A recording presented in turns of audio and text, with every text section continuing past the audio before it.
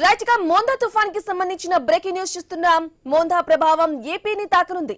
కోస్తా జిల్లాలో తుఫాన్ ఎఫెక్ట్ తో వర్షాలు పడుతున్నాయి. విశాఖపట్నం, విజయనగరం, శ్రీకాకుళం, అనకాపల్లి జిల్లాలో ఇప్పటికే వర్షాలు పడుతున్నాయి. బంగాళాఖాతంలో ఏర్పడిన తీవ్ర వాయుగుండం ఉత్తర వాయువ్య దిశగా కదులుతూ ఈ రోజు ఉదయానికి తీవ్ర తుఫానుగా బలపడే అవకాశం ఉందని ఐఎండీ తెలిపింది. ఇక సాయంత్రం లేదా రాత్రికి కాకినాడ సమీపంలో తీవ్ర తుఫానుగా తీరం దాటుతుందని అంచనా వేస్తుంది. దాదాపు 18 గంటలు దీని తీవ్రత కొనసాగి తర్వాత తుఫానుగా బలహీనపడే అవకాశం ఉందంటున్నారు అధికారులు. ఇక తీరం దాటే సమయంలో కోస్తా జిల్లాలో గంటకు గరిష్టంగా 110 కిలోమీటర్ల వేగంతో, మిగిలిన ప్రాంతాల్లో గంటకు 90 కిలోమీటర్ల వేగంతో ప్రచండ గాలులు వీయవచ్చని తెలిపింది ఐఎండీ.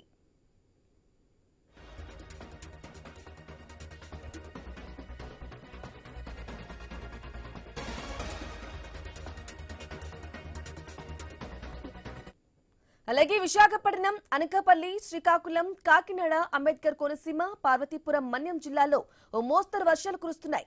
సోమవారం ఉదయం 8:30 నుంచి రాత్రి 9 గంటల మధ్య అత్యధికంగా విశాఖపట్నం రూరల్లో 94 మిల్లీమీటర్ల వర్షపాతం నమోదైంది. అనంతపురం జిల్లా ఉరవకొండలో మధ్యాహ్నం 3:30 నుంచి 4:40 వరకు 84 మిల్లీమీటర్ల వర్షపాతం నమోదైంది.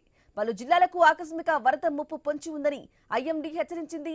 విశాఖపట్నం, అనకాపల్లి, విజయనగరం, ప్రకాశం, నెల్లూరు, తిరుపతి, అన్నమయ్య, వైఎస్ఆర్ కడప, కర్నూలు, నంద్యాల, అనంతపురం, చిత్తూరు జిల్లాలకు ఫ్లాష్ ఫ్లడ్ అలర్ట్ జారీ చేసింది.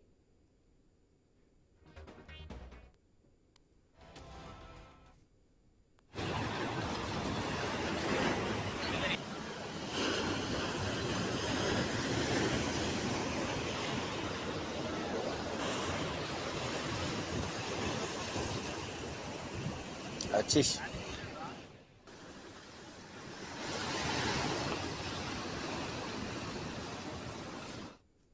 ఇక ముంపు ఉన్న ప్రాంతాలు 2194 పునరావాస కేంద్రాలను ప్రభుత్వం సిద్ధం చేసింది. కోనసీమ ప్రాంతంలో ఇప్పటికే ఈ శిబిరాలకు తరలింపు మొదలైంది. అన్ని జిల్లాల్లోని కలెక్టరేట్లలోనూ జలవనరుల శాఖ ఆధ్వర్యంలోనూ కంట్రోల్ రూమ్ను ఏర్పాటు చేశారు అధికారులు. తుఫాను ప్రభావం ఉన్న 12 జిల్లాల్లో రేషన్ డిపోల ద్వారా నేటి నుంచి రేషన్ సరుకులను పంపిణీ చేరున్నట్లు మంత్రి నాదెండ్ల మనోహర్ తెలిపారు.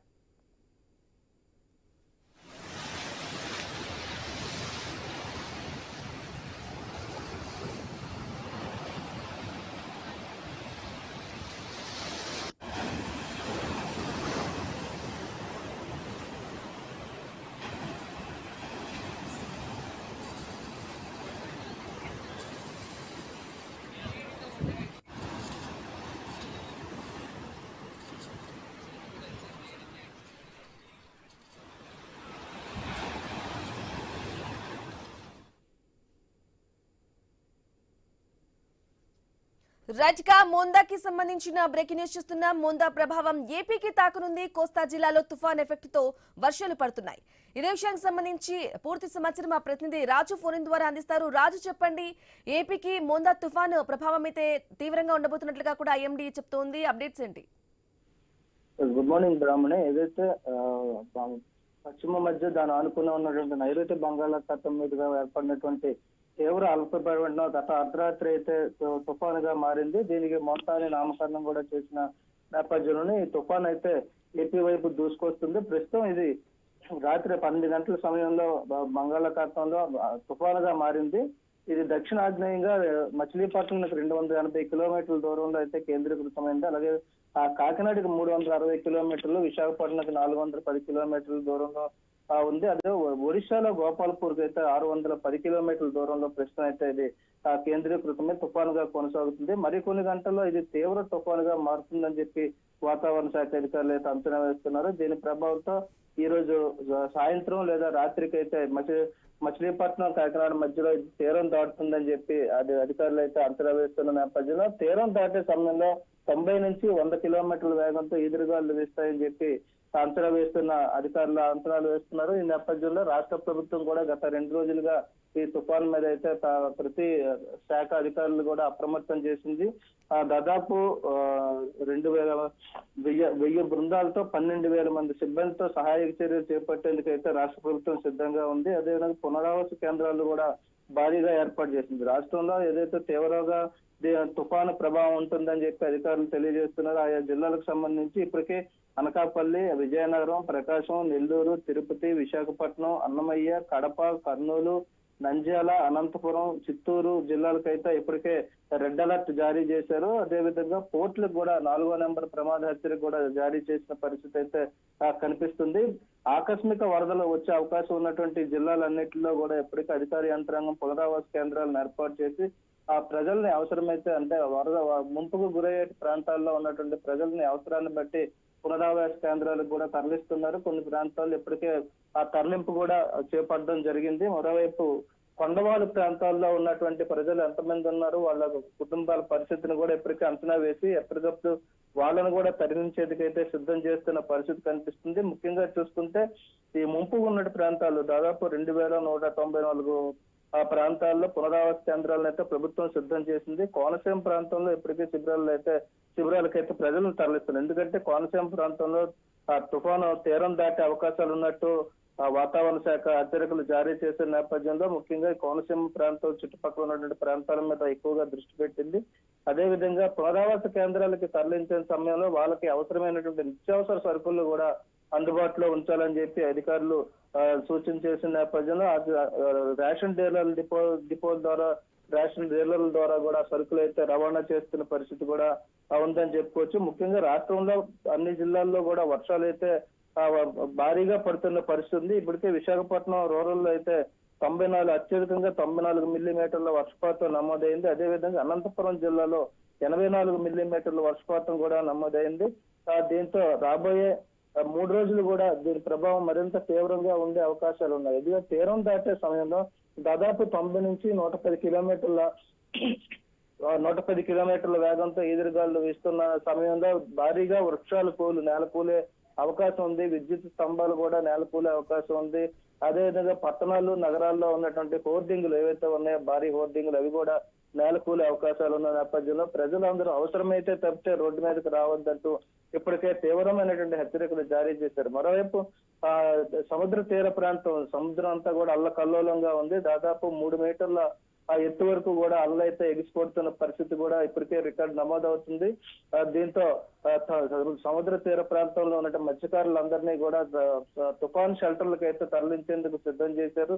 మరోవైపు సముద్రంలో వేటకు ఉపయోగించేటువంటి చేపల వేటకు ఉపయోగించే పడవలు కూడా ఇప్పటికే సురక్షిత ప్రాంతాలకి తరలించడం కూడా జరిగింది. మత్స్యకారులు కూడా వేటకు వెళ్లకుండా అడ్డుకోవడం కూడా జరిగింది. ఈ నేపథ్యంలో మరికొన్ని గంటలైతే దాదాపు 18 నుంచి 20 గంటలు దీని ప్రభావం ఉంటుందని చెప్పి వాతావరణ శాఖ తెలియజేస్తున్న నేపథ్యంలో వచ్చే 3 రోజులు కూడా ప్రజలు చాలా అప్రమత్తంగా ఉండాలని చెప్పి కూడా అయితే రాష్ట్ర ప్రభుత్వం కోరుతుంది. ఈ నేపథ్యంలోనే రాష్ట్ర ముఖ్యమంత్రి చంద్రబాబు నాయుడు కూడా స్వయంగా ప్రతి క్షణం కూడా దీని పరిస్థితులు అయితే అంచనా వేస్తూ అధికారులు అప్రమత్తం చేస్తున్నారు.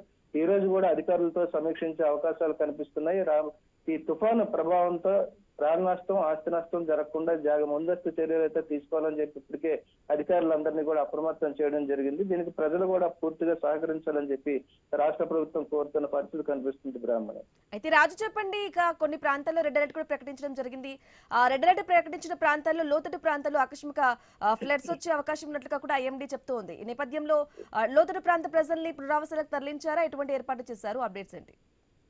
ఎస్ బ్రాహ్మణ, ఇప్పటి వరకు మనం చెప్పుకున్న దాంట్లో చూసుకుంటే పునరావాస కేంద్రాలను ఏర్పాటు చేసి పునరావాస కేంద్రాలకి అవసరమైన కోనసీమ ప్రాంతంలో ఉన్నటువంటి లోతట్టు ప్రాంత ప్రజల్ని ఆకస్మిక వరదలు వచ్చే అవకాశం ఉన్నటువంటి ప్రాంత ప్రజల్ని కూడా ఇప్పటికే గుర్తించడం జరిగింది. వాళ్ళని కూడా క్రమక్రమంగా పునరావాస కేంద్రాలకు తరలిస్తూనే వాళ్ళకి అవసరమైనటువంటి నిత్యావసర సరుకులు కూడా అక్కడ ఏర్పాటు చేయడం జరిగింది. అదేవిధంగా లోతట్టు ప్రాంత ప్రజలతో పాటు కొండశిఖర గ్రామాల్లో ఉన్నటువంటి ఏజెన్సీలో కొండశిఖర ప్రాంతాల్లో ఉన్నటువంటి ప్రజలు కూడా సురక్షిత ప్రాంతాలకు తరలించే అవకాశం ఉంది. మరోవైపు కొండవాళ్ళ ప్రాంతాలు ఏవైతే ఉన్నాయో కొండని ఆనుకుని ఉన్నటువంటి నిర్మాణాలు చేసుకుని నివాసం ఉంటున్నటువంటి ప్రజలు కూడా గుర్తించి వాళ్ళు ఎంతమంది ఉన్నారు, ఎన్ని కుటుంబాలు ఉన్నాయి అనేది కూడా ఇప్పటికే వాటిని అంచనా వేసి వాళ్ళను కూడా అవసరమైతే పునరావాస కేంద్రాలు తరలించేందుకైతే సిద్ధంగా ఉన్నారు. ప్రతి జిల్లాకి ఒక ప్రత్యేక అధికారిని కూడా రాష్ట్ర ప్రభుత్వం నియమించిన నేపథ్యంలోనే ప్రతి జిల్లాకు సంబంధించినటువంటి ఆ ప్రత్యేక అధికారి కూడా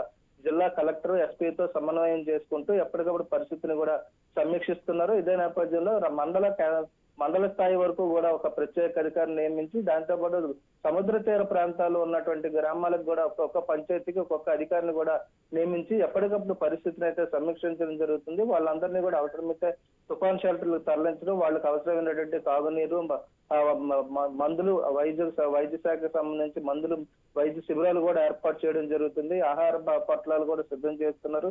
మరోవైపు వాళ్ళకి ఏదైతే ఈ భారీ గాలులు వీచే సమయంలో వృక్షాలు నేలకూలిన సమయంలో వాటిని తక్షణమే తొలగించేందుకు కూడా R&B అధికారులు, మున్సిపల్ అధికారులు, విద్యుత్ శాఖ అధికారులు, రెవెన్యూ, పోలీసు, అగ్నిమాపక సిబ్బంది అధికారులందరినీ కూడా సిద్ధం చేసి వాళ్ళందరినీ కూడా ఎప్పటికప్పుడు సహాయక చర్యలు చేపట్టేందుకైతే సిద్ధంగా ఉండాలంటే రాష్ట్ర ప్రభుత్వం వాళ్ళందరినీ సిద్ధం చేసింది. మరోవైపు NDRF, SDRF బృందాలు కూడా ఇప్పటికే రంగంలో దిగాయి. అవసరమైన చోట సహాయ చర్యలు అందించేందుకైతే అంతా సిద్ధంగా ఉన్నారని చెప్పుకోవచ్చు. Right Raju, thank you for the updates. సిబ్బంది 408 గ్రామ సచివాలయంలో టెలికాన్ఫరెన్స్ ఏర్పాటు చేసి పౌర సరఫరాల శాఖ నుంచి క్షేత్రస్థాయిలో వాళ్ళకి 583 ఫేర్ షాపుల్లో ఆల్రెడీ సరుకు పూర్తి స్థాయిలో చేరజేయడం జరిగింది. 234 రైతు సహాయ కేంద్రాల్లో కూడా ధాన్యం కొనుగోలు విషయంలో ఎక్కడ పొరపాటు జరగకుండా, రైతులు ఆందోళన చెందకుండా ధాన్యం కొనుగోలు విషయంలో గత సంవత్సరం ఏ విధంగా మేము అద్భుతంగా ముందుకు తీసుకెళ్లామో కార్యక్రమాన్ని ఈ ఖరీఫ్లో కూడా అదే విధంగా ఎక్కడో పొరపాటు లేకుండా కనీస మద్దతు ధరకి మీకు ధాన్యం కొనుగోలు చేసే విధంగా మేము నిలబడతాం. ఇప్పుడు వచ్చిన ఈ వాతావరణంలో వచ్చిన మార్పుల వలన మీకు టార్పాలిన్స్ కూడా ఏర్పాటు చేయడం జరిగింది. మాకు ఇప్పుడు వచ్చిన సమాచారం కైకలూరు, నూజివీడు 2 నియోజకవర్గాల్లో ఎక్కువగా ఫోకస్ చేసి ఎక్కడైతే హాట్స్పాట్స్ ఉన్నాయో వాటిపైన దృష్టి సారించాం.